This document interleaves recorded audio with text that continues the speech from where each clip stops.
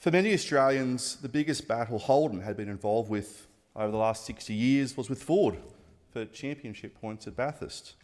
But now, sadly, it appears a bigger battle is brewing between General Motors and the Holden dealers it has been in business with for 89 years, since 1931.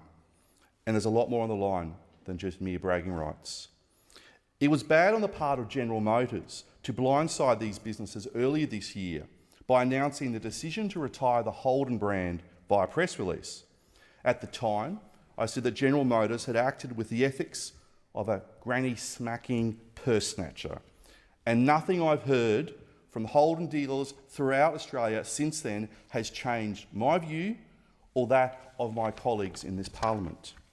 Mary Barra, the worldwide chair and CEO of General Motors, who has a pay package in the tens of millions of dollars, is sending Australian families to the wall.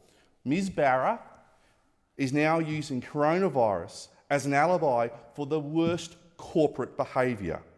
Talk about Dodge City. Talk about Gordon Gekko on steroids. It now appears General Motors are privately attempting to put the screws to these Holden franchisees, forcing timelines and attempting to make dealers sign up to further oppressive agreements as part of settlements and stretch out payments. Shame on you, General Motors. Shame on you, Ms. Barra, and your American legal chicanery.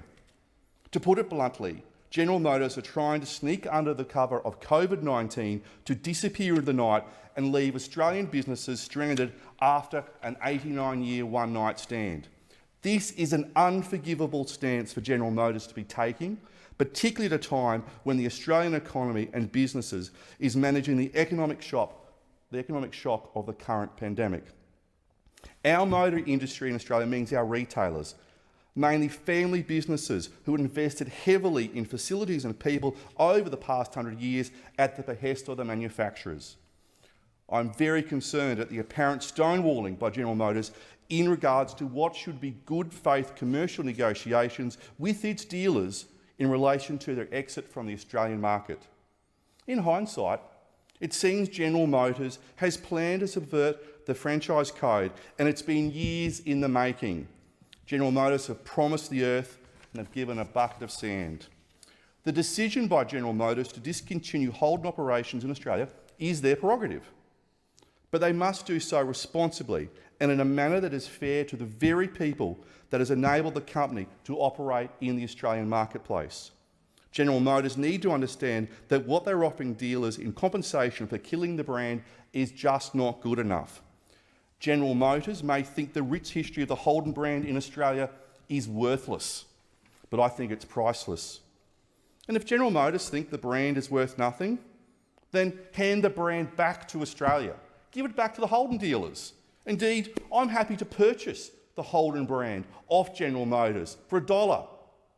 I'll send you, Ms. Barra, $1 in the post, and you can give us the Holden brand back, and we'll give it to the Holden dealers. This is about the livelihood of people right across the country, particularly in regional areas.